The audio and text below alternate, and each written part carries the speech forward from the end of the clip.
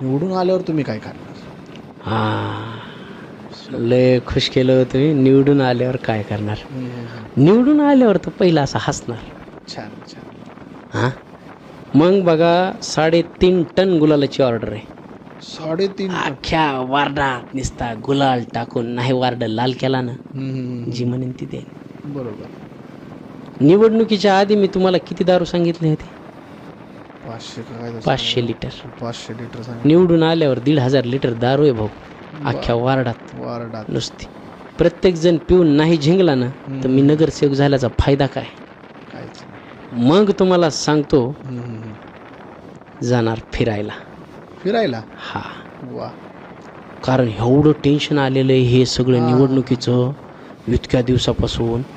मग फिरायला कुठंतरी एक ट्रिप थायलंड झाली पाहिजे. मग मसाज फिसाज करून चकाचक एकदम जरा झालंच. तन मन सगळं मोकळं झाल्याशिवाय काम पण सुचत नाही. काम सुचत नाही. कसं चांगली बोलले? गोष्ट. छान आहे.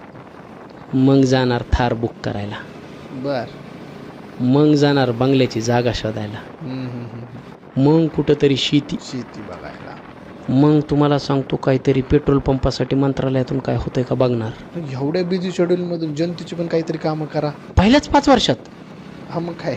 काय येडफीड लागलं काय हो? मला सांगा, उद्या जर तुम्हाला नोकरी लागली